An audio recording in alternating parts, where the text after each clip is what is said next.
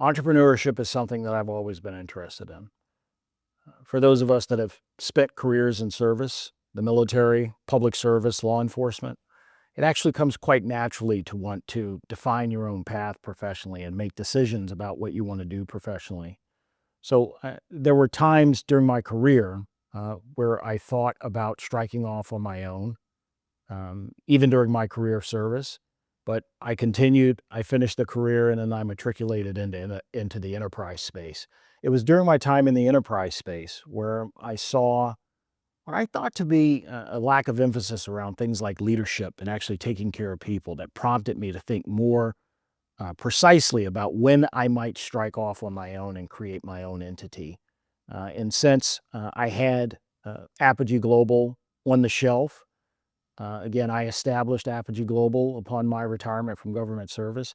It was pretty easy for me to take a look at the signals, take my experience, and then make a determination that it was time for me to strike off on my own. Interestingly enough, the small to medium sized business space, I think, gets largely ignored when it comes to the subject of enterprise risk and risk management.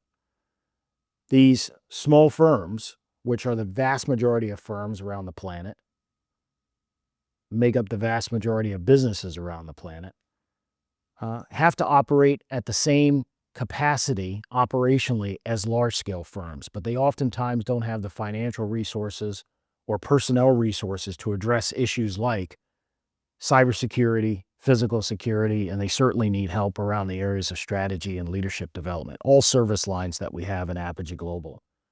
My impetus around addressing that particular market space really solidified during my time in enterprise.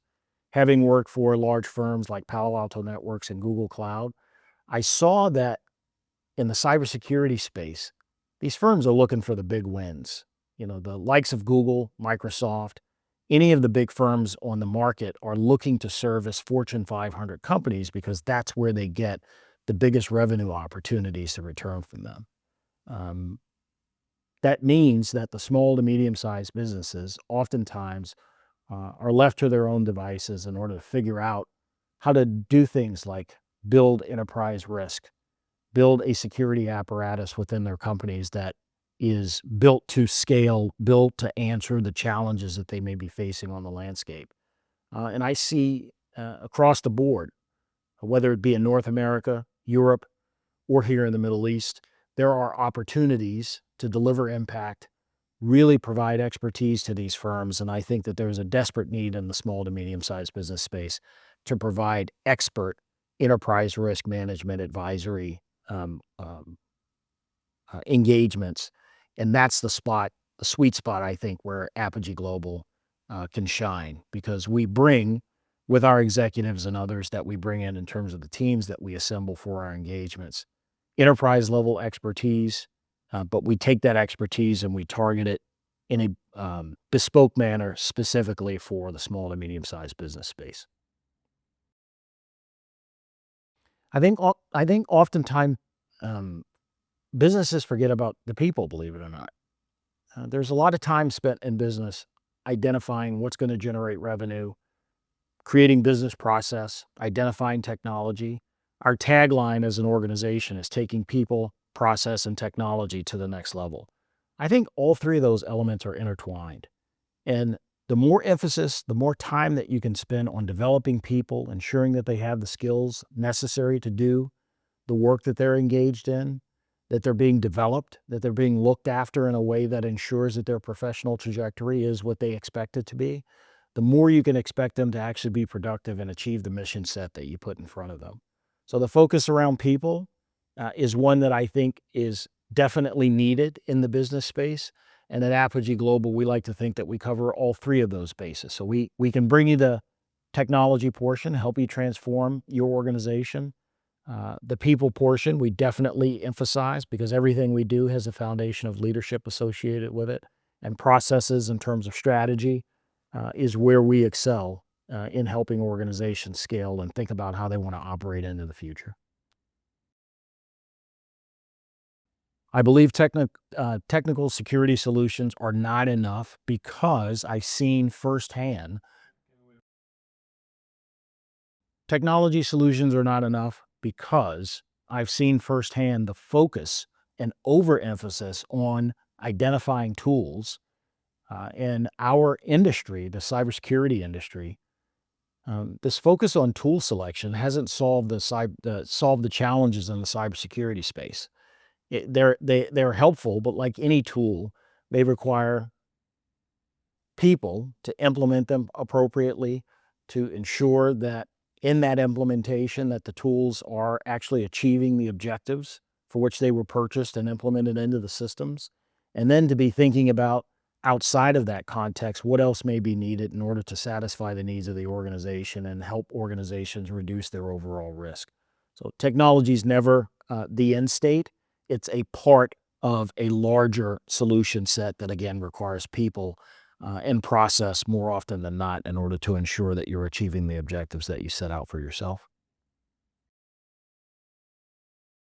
My law enforcement and military experience were um, aspects of my life that, again, I signed up for it, things that I always wanted to do. I always wanted to serve um, in the military. Law enforcement came as a natural extension of that service in the military.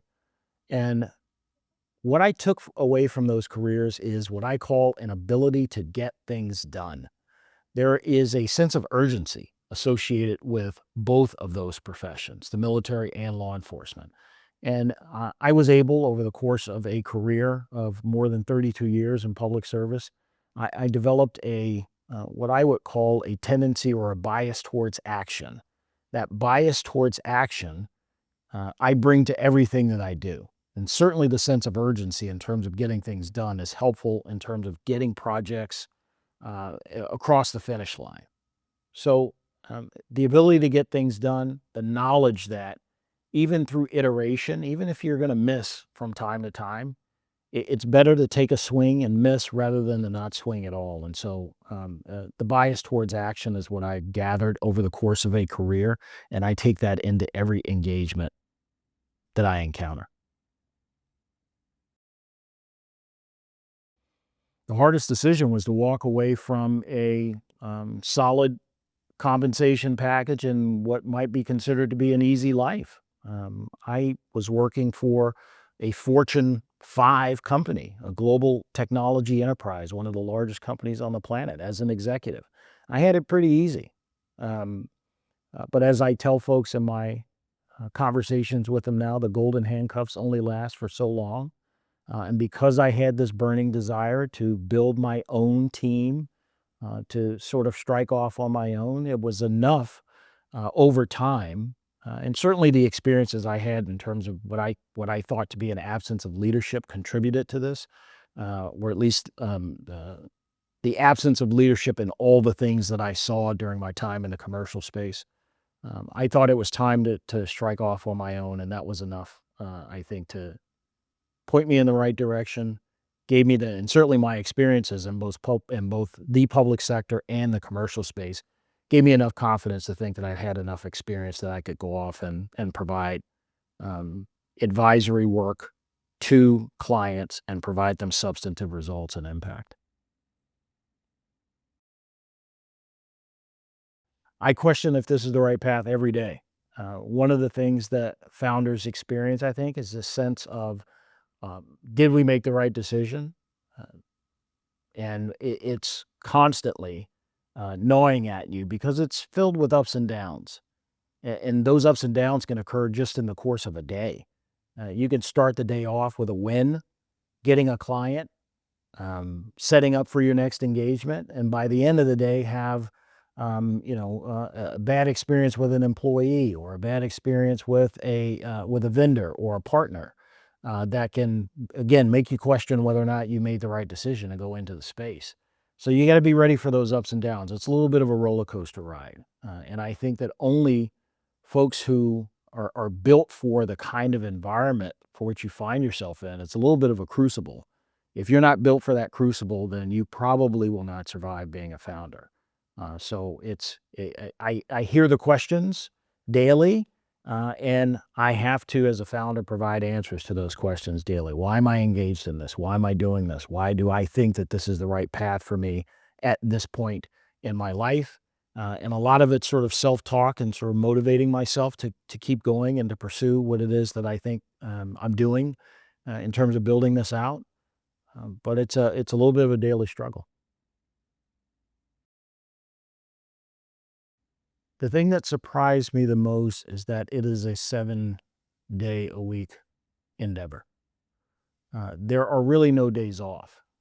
You have to create boundaries for yourself, which I try and do as best I can. But I find that at this stage in the development of the business, there's not a day that goes by that I don't, even if it's only for a couple of hours, spend time engaged in something that's going to support the business outcomes. Yeah. Veterans across the board are pretty special. I think that we bring unique experiences, skills, attitude, and again, an ability to get things done that I don't see commonly in enterprise space. I think that veterans, at the end of the day, are a group of people who have experienced the highs of what it means to be part of something bigger than yourself, and are have things like grit, resilience built into their character.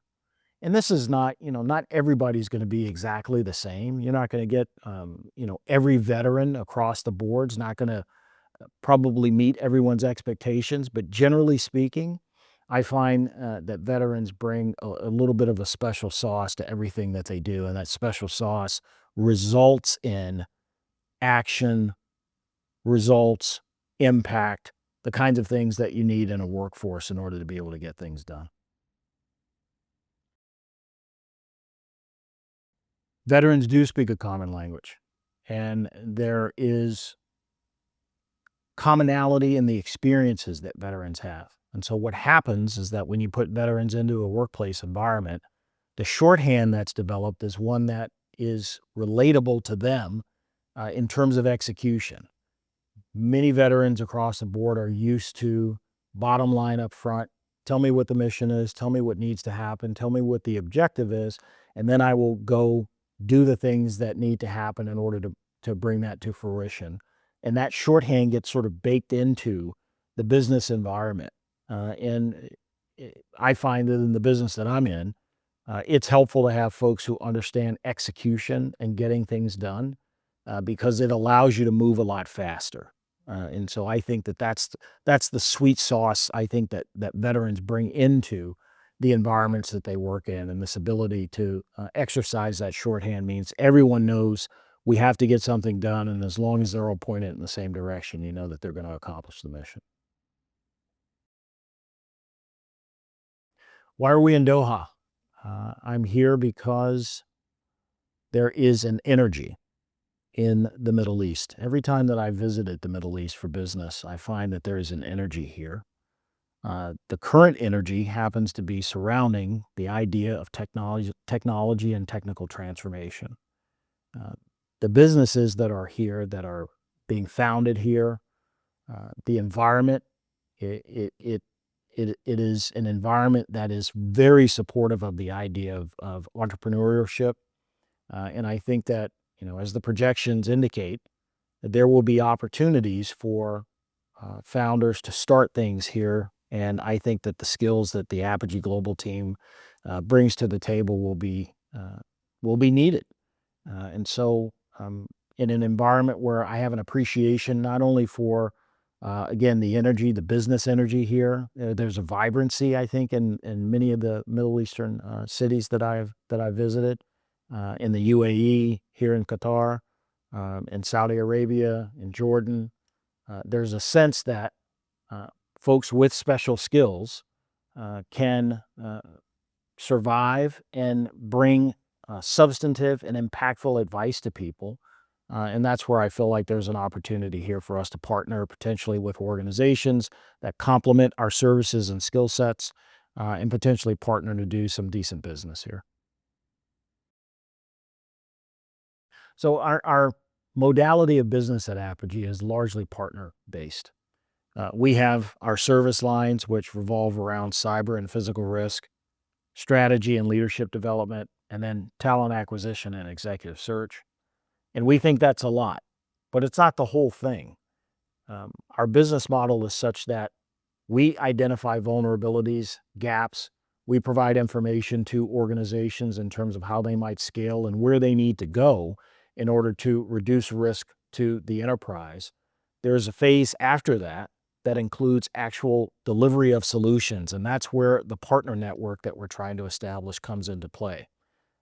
My goal as the founder is to build an extensive global partner network such that any place in the world where we're able to provide our advisory services, that we can introduce a partner that then provides solutions and can implement the technology to help them get to where they want to be. And so I'm very partner focused in terms of scaling and ensuring that this business is survivable. And I think that this environment in Qatar and every place else that I've been in the world, partnerships seem to create an environment from a business standpoint that's much more lasting rather than trying to do everything on your own. Yeah, so I haven't exactly gotten to the point where I'm doing business yet in the Gulf. I've had an opportunity to do some teaching here. I've had an opportunity to attend and speak at multiple conferences in the region. And my assessment of the region, again, is that there is opportunity here for a firm like ours to partner with other organizations and to potentially deliver substantive impact to companies here in the region. What surprises me is that there's so much energy, so much opportunity. Um, Navigating it can be a little bit of a challenge. And I think each time I visit the region, I get a little bit of an additional insight into what it's going to take to build partnerships here long term. When a client engagement goes really well, what it looks like is that you have established a foundation for trust with the client. They turn to you for advice outside of the scope of work that maybe you have established with them, which means that they then trust that the opinions, the advice that you're providing them is spot on and is going to help them grow, scale, and do what they need to do as a business. And so, when it's right, the partnership, the extension of the relationship goes beyond the scope of work and leads to follow on and future work. The corollary of that is that when it doesn't go well, the project ends. Hopefully, you get paid, and then everyone goes their separate ways. That probably means that we were not as impactful as we should have been in the engagement. Because my goal is to establish long-term relationships with our clients, and if we can do what we're supposed to do in that initial 3 to 4 months, we can look at building relationships with these clients for years to come. Where do I see Apogee in 5 years? I see a globally focused advisory firm engaged in North America, Europe, and the Middle East effectively with a large, extensive partnership network that allows us to deliver impactful advice related to enterprise risk to small to medium sized businesses in the global public sector. I also see a firm that is team focused with a small set of permanent staff and employees, all making a living off of providing these excellent services to a market that desperately needs it. I want folks to walk away from their experience with Apogee feeling as though they contributed to something and accomplished something. And even if it's for either a short term or a long term with us, I want the team members to feel like they were a part of something that was special, that they saw it grow, that they contributed to its growth, and that if they choose to walk away from it, that they walk away with a sense that it was a great experience for them professionally. The advice I would give myself on day one would be start slower. I envision Apogee in its full and complete form and essentially start it with that idea in mind. Um, I tend to do that with projects that I undertake. And when you're starting a business, I probably could have started it a little bit more slowly. In other words, we have 3 service lines. I could have started with just one service line, got that off the ground, pulled in team members as we built out that service line, and then subsequently added in the other elements of the business. But again, it was a fully formed vision that I had for the advisory firm, and so it was, let's go after all of it all at once. And now that that's off and running, I have to stick with it because I'm already vested in it. But the advice I would give myself would be to start much smaller than what I did. What keeps me motivated on the difficult days is quite simply success. I've developed a track record of being successful throughout my entire professional career, and I am very motivated to continue winning in that respect. And I stay motivated by knowing that I'm onto something, that I'm approaching it with full and complete positive intent, and I'm trying to help people, I'm trying to help other businesses, I'm trying to help my team members within Apogee, and that tends to, keep me focused on the things that matter, which is being successful for the business, being successful for our team members, and hopefully being successful for our clients. So why are we here in Qatar?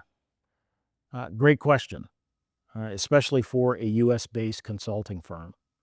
I've traveled to the Middle East multiple times. In fact, I've been to this region now over the course of the past 15 or so years, probably more than 5, but less than 10 times. And with each trip, I'm actually amazed at the level of energy I think that I sense every time that I hit the ground. There is a vibrancy from a business standpoint that I believe that the team at Apogee can contribute to. I'm also very partnership focused. And the idea of potentially partnering with firms in the region, helping them fill gaps that they may have in terms of the strategic and advisory work that we do for Apogee, I think we can be complementary to other existing businesses. And those are the kinds of things that get me up in the morning, get me excited about potentially doing work here in this region. And so I'm always excited, again, to amplify the Apogee brand, our ethos, talk about leadership in the space, talk about what it is that I think that we bring to the table. And so I try and avail myself of opportunities to get out to the various forums, summits, conventions, and opportunities in the region to actually get out and talk about the things that matter to us, which are leading in the space, helping firms scale, reduce their risk, and of course, bringing expertise into space that desperately needs it.